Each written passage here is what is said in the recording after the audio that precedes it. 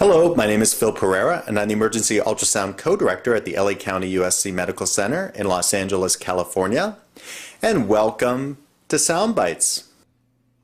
In this module, entitled Introduction to Bedside OBGYN Ultrasound, we'll focus on the bedside examination of the uterus. We'll begin by reviewing the female pelvic anatomy that's important to know to perform ultrasound of these structures in the emergency department.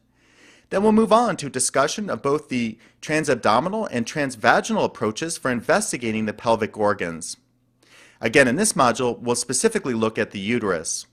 We'll introduce normal and abnormal ultrasound findings of the uterus, and in Module 2, the adnexa.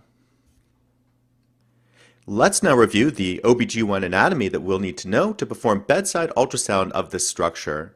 We see the lower part of the uterus, the cervix, the intermediate body, and the upper fundal region of the uterus where we define an intrauterine pregnancy to be located.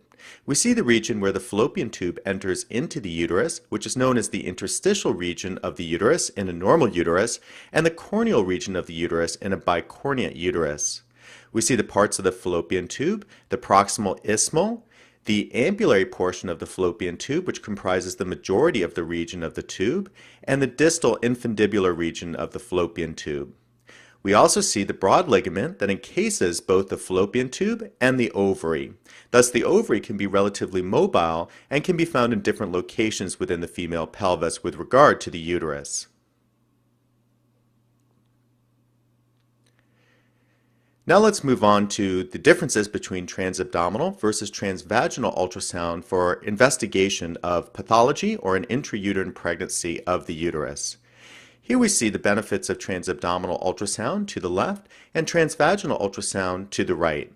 For transabdominal ultrasound, we'll be using a 3 MHz general abdominal probe, a lower frequency than we'll be using for the transvaginal ultrasound approach.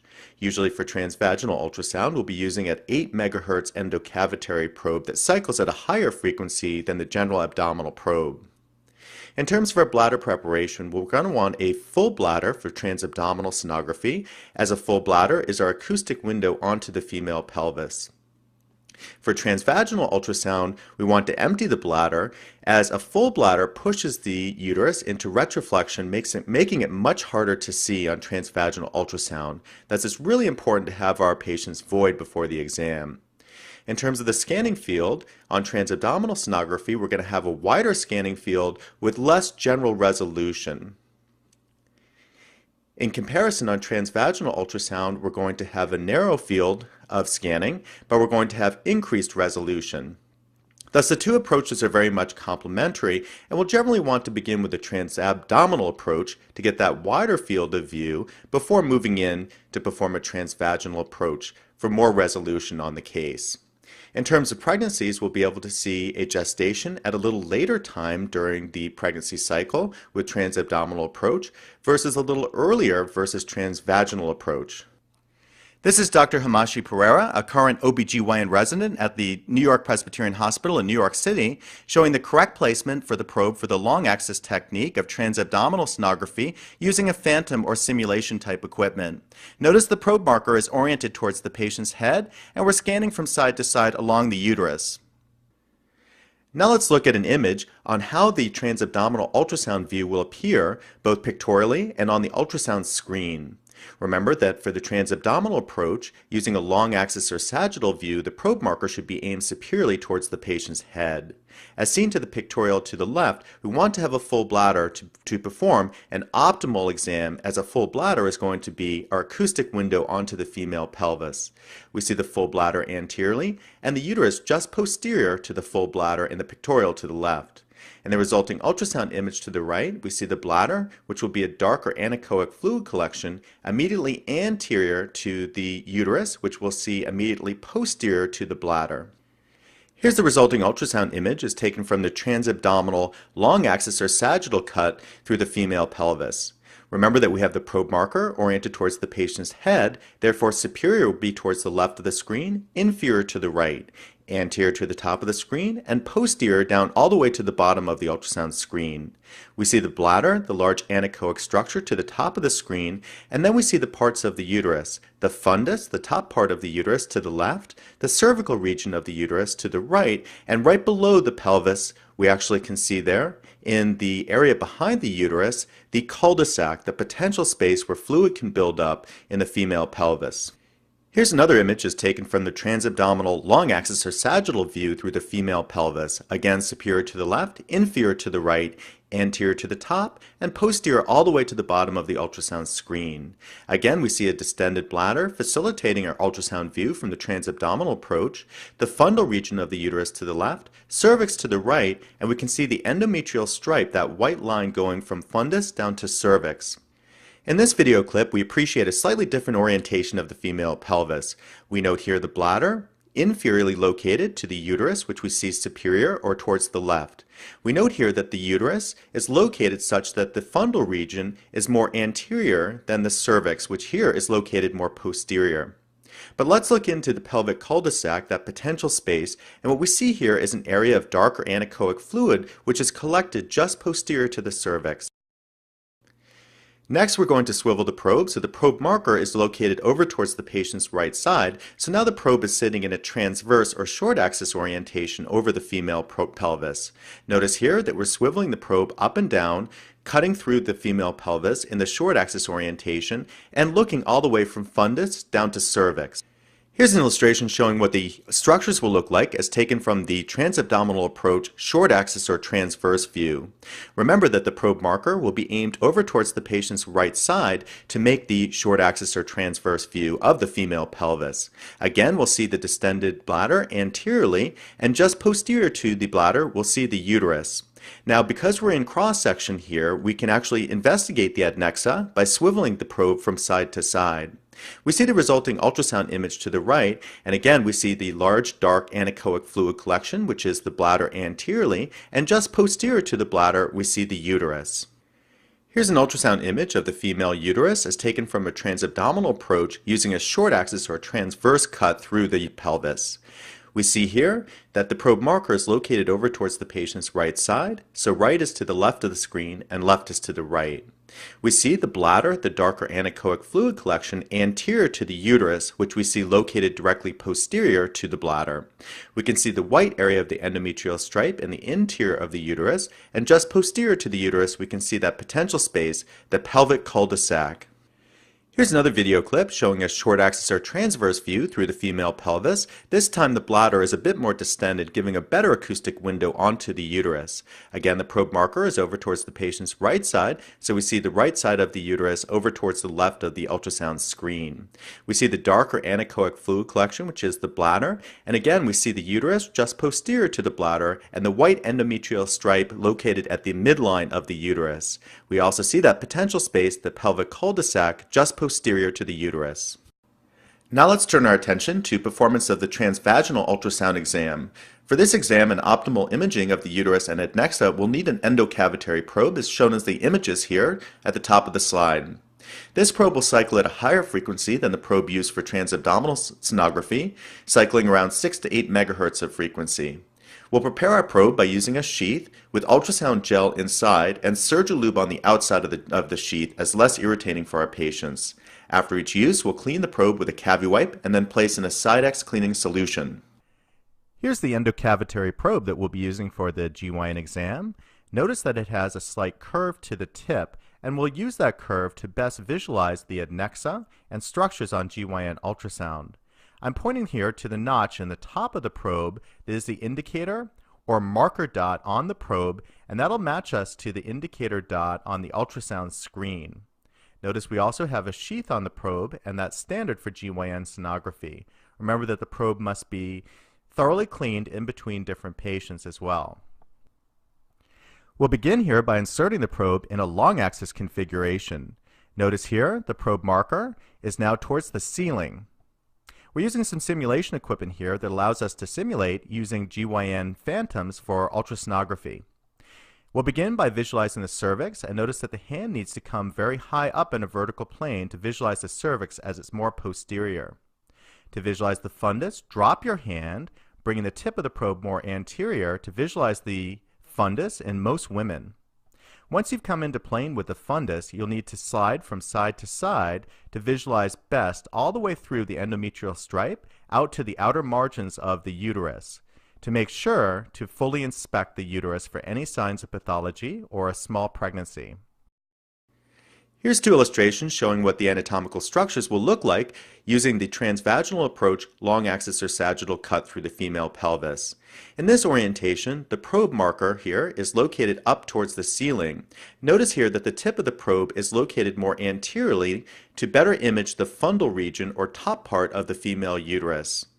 We can see here the bladder immediately anterior there to the female uterus, and recall that for this examination we want to have a completely evacuated bladder, a small bladder, so as best to image the female uterus.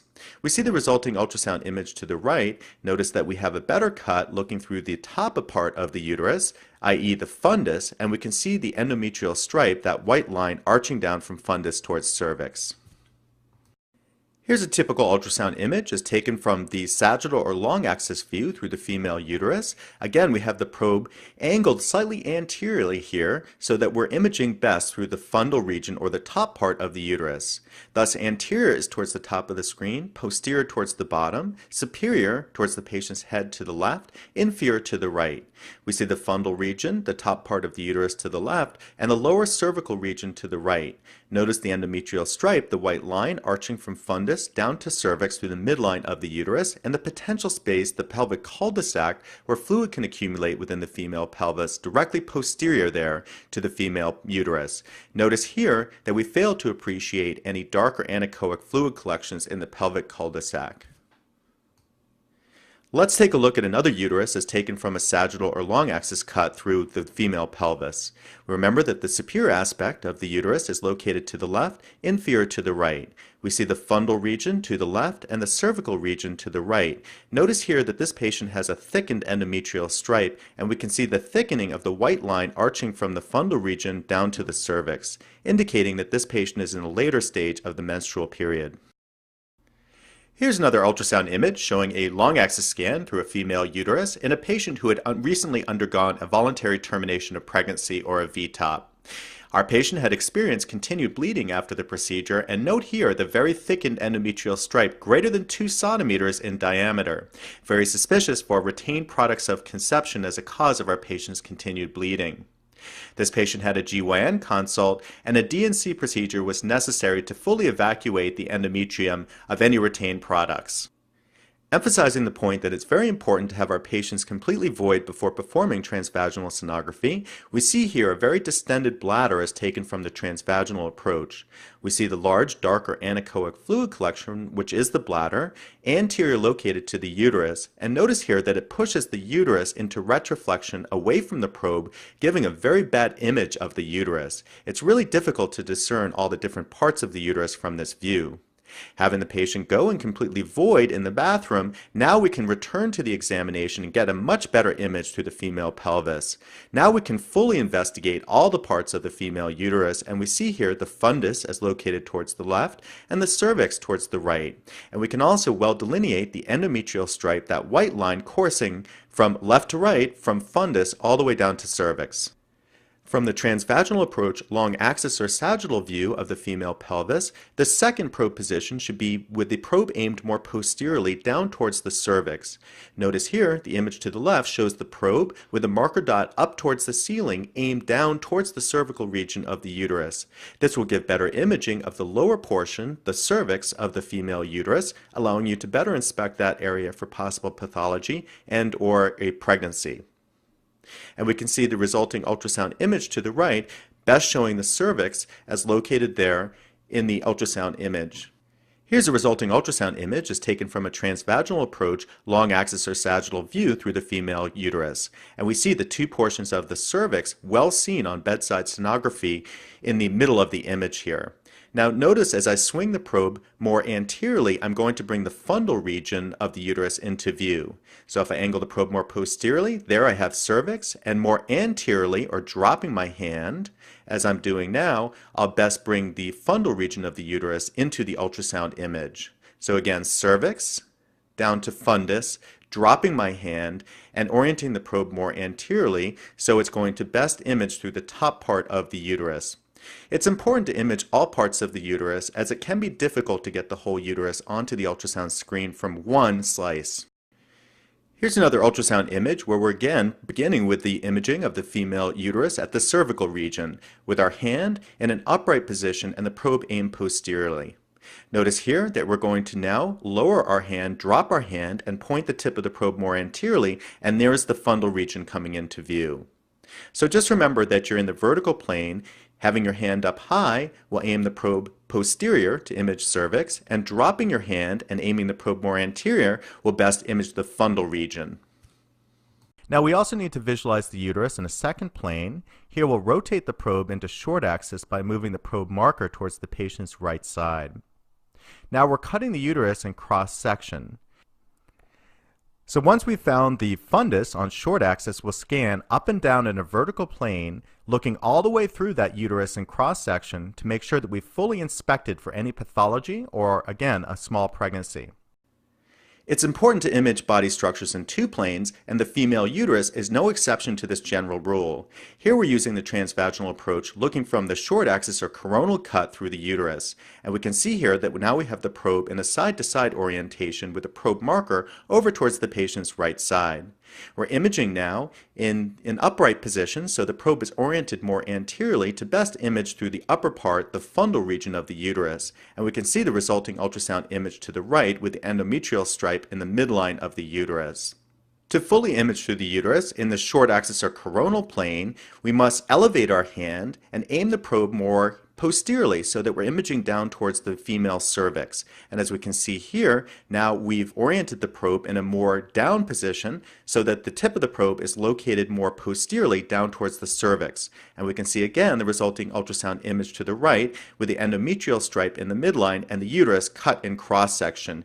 This cut will be at a lower area or slice through the female uterus. Here's a resulting ultrasound image as taken in a coronal or short axis view. What we see here is that we have the probe marker over towards the patient's right, so right will be to the left of the screen and left will be to right, anterior towards the top of the screen and posterior all the way down towards the bottom.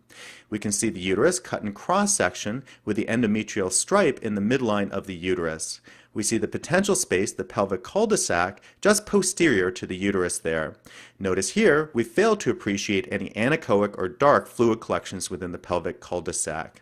Here's another clip showing a uterus cut in cross-section from the coronal or transverse axis of the female pelvis. We have the right side of the uterus as cut in cross-section over towards the marker dot towards the left of the screen. Therefore, the left portion of the uterus will be towards the right of the screen.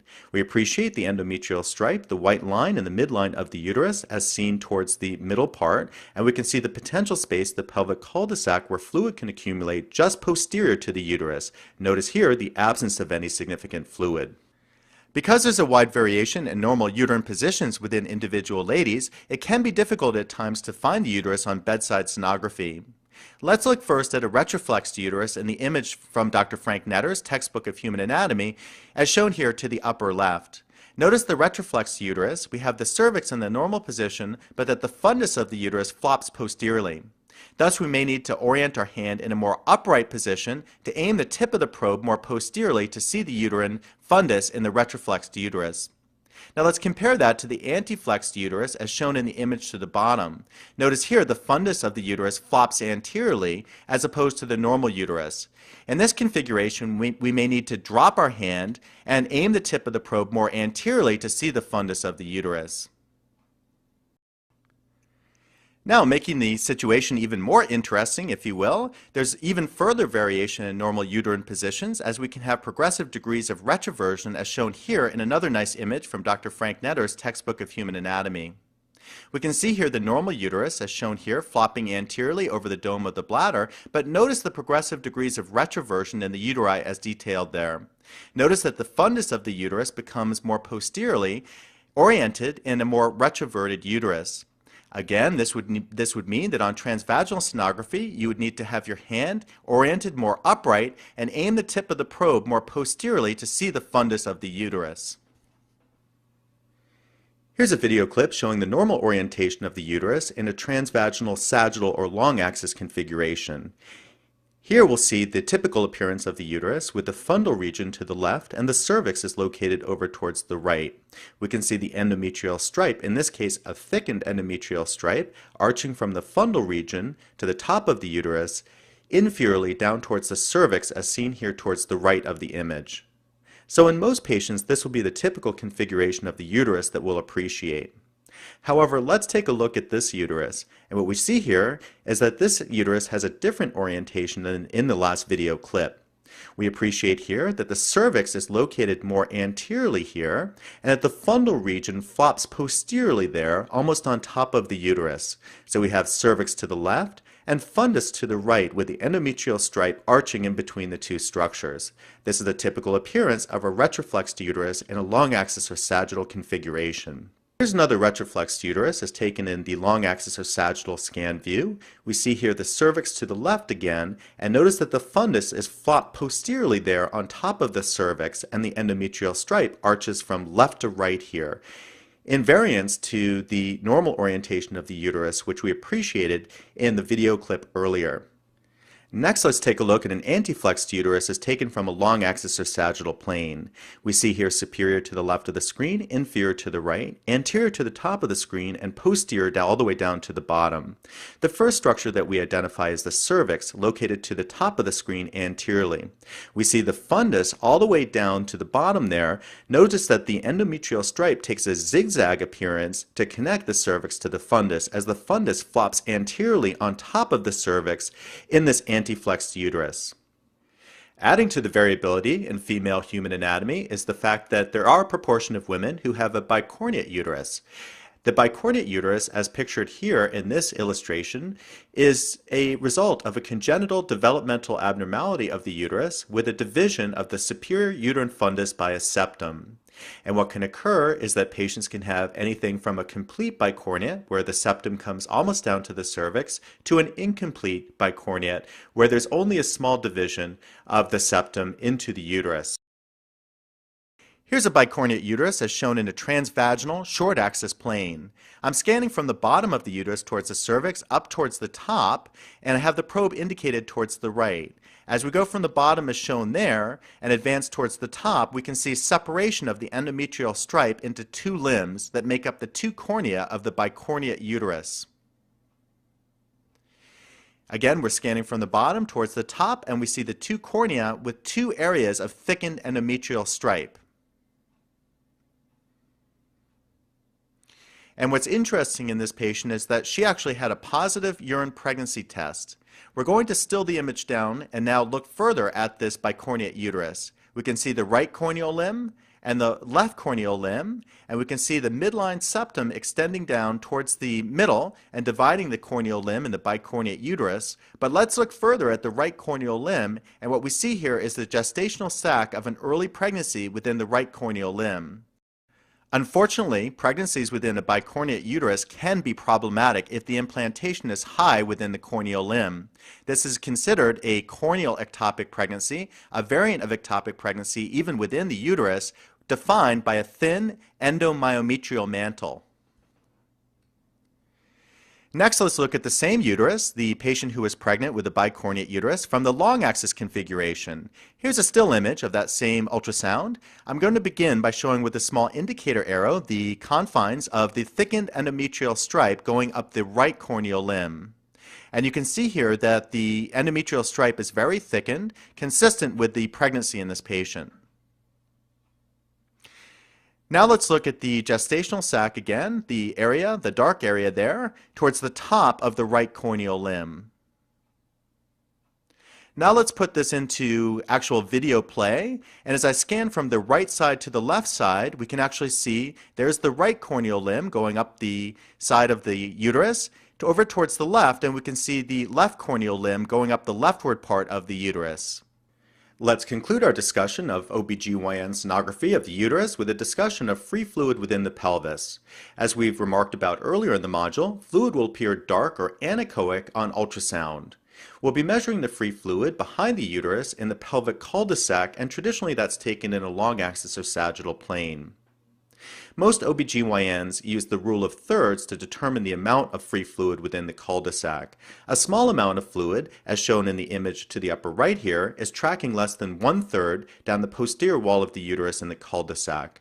A moderate amount of fluid will be tracking between 1/3 and 2/3 the posterior wall of the uterus, and a large amount of free fluid is defined as greater than 2/3 the posterior wall of the uterus or flowing into the peritoneal cavity. Also, a positive Morrison's pouch right upper quadrant hepatorenal exam can be seen with a large amount of free fluid. Here's a video clip showing a small amount of fluid, again taken in the long axis or sagittal configuration from a transvaginal approach. We see the uterus here in a long axis plane, fundus to the left, cervix to the right, and a small amount of darker anechoic free fluid located just posterior to the uterus in the pelvic cul-de-sac. And we can see here that this is tracking less than 1/3 up the posterior wall of the uterus, thus defined as less than 1/3 or a small amount of free fluid. In the next step, we'll orient the probe in a short axis configuration. So now we're cutting the uterus in cross section. And what we see is the uterus with the endometrial stripe in the midline of the uterus and that small amount of free fluid just posterior to the uterus in the pelvic cul-de-sac. Notice again that it's a small ball, therefore indicating a small amount of free fluid. Let's contrast those last video clips with this one. This one was from a patient who had a positive ICON or positive pregnancy test and who presented with vaginal bleeding. And what we see here is the uterus in long axis view, and we see a large amount of free fluid tracking up the back wall of the uterus. And we can see here a metallic foreign body within the uterus. Interestingly enough, that's an intrauterine device, an IUD, in this patient who had a positive pregnancy test. So unfortunately, this patient had a ruptured ectopic pregnancy, and all that free fluid is blood tracking into the pelvic cul-de-sac. So a moderate to large amount of free fluid in that patient with a ruptured ectopic pregnancy. Here's another patient who had a ruptured ectopic pregnancy. What we see here is the uterus again in a long axis or sagittal plane. Notice the large amount of free fluid tracking both posteriorly in the pelvic cul-de-sac and flowing anteriorly there around the dome of the uterus to lie to the top portion of the ultrasound image.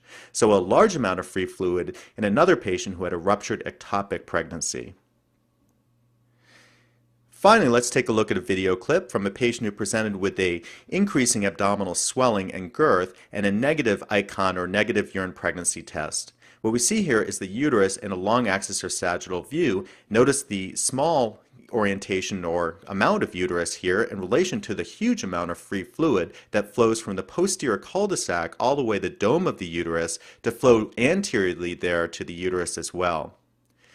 Unfortunately, this patient was later diagnosed with ovarian cancer, and all of this fluid was ascites that had built up from the pathology within the ovary, but a huge amount of free fluid on transvaginal long axis or sagittal scan, almost dwarfing the uterus in its proportion. Free fluid may at times be difficult to find on transvaginal sonography, and we may need to orient the probe as to image all the way from fundus to cervix as shown in this video clip. There's the fundus there, and notice as we lift our hand and aim the probe more posteriorly, we image the cervix, and there we see a small amount of free fluid just posterior to the cervix. Notice that we could have easily missed this amount of free fluid if we had only looked at the fundal region of the uterus. Thus, it's very important to inspect all the way from fundus to cervix for any pathology within the uterus and also any free fluid within the pelvic cul-de-sac posterior to the uterus. So in conclusion, I'm glad I could share with you part 1 of OBGYN ultrasound, focusing on the ultrasound of the uterus. This is a very helpful technique for the emergency physician in evaluating patients for pregnancy or other OBGYN conditions. And as we discussed, both transabdominal and transvaginal approaches can be very helpful and offer complementary data for the emergency physician. Now, the uterus may be positioned differently in women, as we went through in the module, and we may need to compensate the probe position to find the structure, either aiming the probe more anterior or posterior, or even to the right or left to find the uterus. So we'll return with OBGYN ultrasound part 2, focusing on the ultrasound of the adnexal structures.